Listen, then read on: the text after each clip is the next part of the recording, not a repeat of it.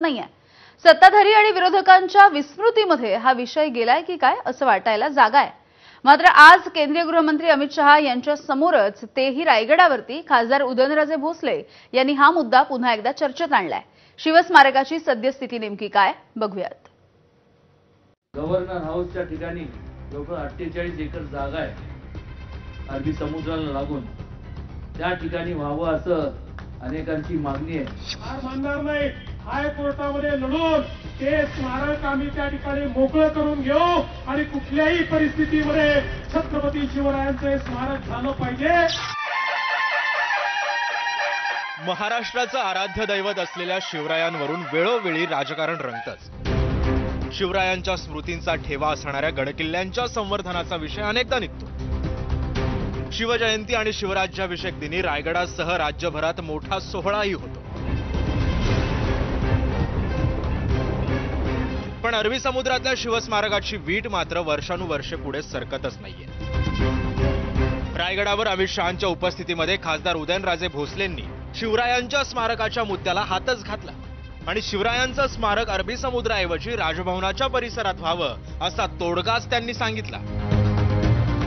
मी देवेंद्रजींशी कानावर घातलंय आणि एक मागणी आहे की ज्या छत्रपती शिवाजी महाराजांचं केंद्रात तर झालंच पाहिजे, पण महाराष्ट्रात देखील आज गव्हर्नर हाऊसच्या ठिकाणी जवळपास 48 एकर जागा आहे अरबी समुद्राला लागून, त्या ठिकाणी व्हावं असं अनेकांची मागणी आहे।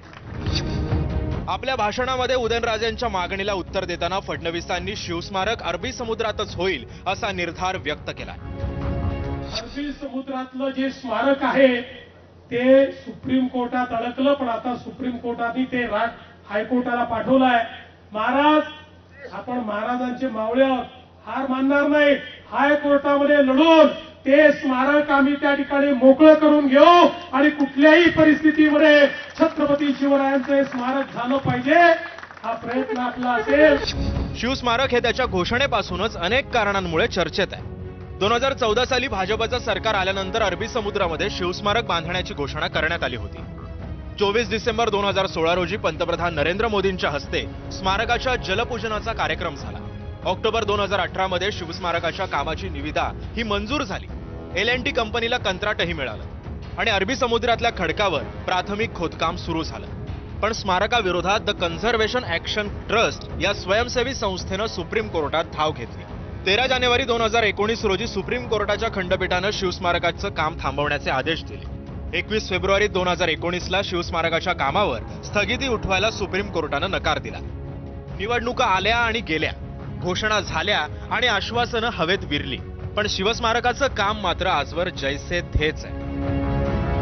हे न्यायप्रविष्ट न्यायालयामध्ये वेळ न घालवता न्यायालयीन प्रक्रिया सोडून याच्यात काय मार्ग निघेल यासाठी आपण माननीय मुख्यमंत्री महोदयांनी लक्ष दिलं पाहिजे।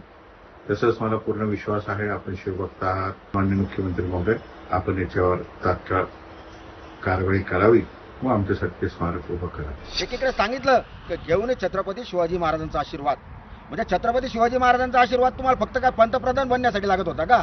गेले 10 वर्ष झाले छत्रपती शिवाजी महाराजांच्या स्मारकाची एक वीट पण या ठिकाणी उभारण्यात आलेली नाहीये। निश्चितपणे तुम्ही अरबी समुद्राचा विषय बाजूला ठेवून जमिनीवरतीच आणि शक्य झाल्यास राजभवन जे आहे त्या ठिकाणीच व्हावं आणि ते अतिशय चांगली जागा आहे, आजूबाजूला सर्व समुद्र आहे।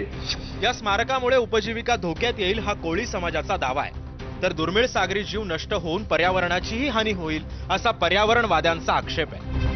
मुंबईतल्या गिरगाव चौपाटीपासून 3.6 किलोमीटर, राजभवनापासून 1.5 किलोमीटर तर नरिमन पॉइंट पासून 5 किलोमीटर अंतरावर हे स्मारक होणार आहे। 15.96 हेक्टर आकाराच्या खडकावर हे स्मारक उभारलं जाणार आहे। या स्मारकामध्ये संग्रहालय, थिएटर, माहिती देणारं दालन, उद्यानं आणि शिवाजी महाराजांचा ब्रॉन्झचा पुतळा असणार आहे। शिवरायांच्या पुतळ्याची उंची चबुतऱ्यासह 212 मीटर असणार आहे। अरबी समुद्रामध्ये शिवरायांचं स्मारक उभारणं ही कल्पना चुकीचं असल्याचं राज ठाकरेंसारख्या नेत्यांनी अनेकदा सांगितलं। त्यापेक्षा गडकिल्ल्यांचं संवर्धन हेच शिवरायांचं स्मारक असेल असा सल्ला त्यांनी सरकारला दिलाय। पण अरबी समुद्रातल्या स्मारकाचं काम पुढे सरकत नसलं तरी हा विषय सुद्धा मागे पडला नाहीये, तो कोर्टाच्या कचाट्यात अडकलाय। त्यामुळे सरकार सर्व अपेक्षातून स्मारकाचा मार्ग मोकळा करणार की त्यावर नुसतंच राजकारण रंगत राहणार, हाही प्रश्न आहे. ब्युरो रिपोर्ट, एबीपी माझा. 26/11च्या मुंबईवरच्या हल्ल्याचा मास्टर माइंड तहव्वूर राणा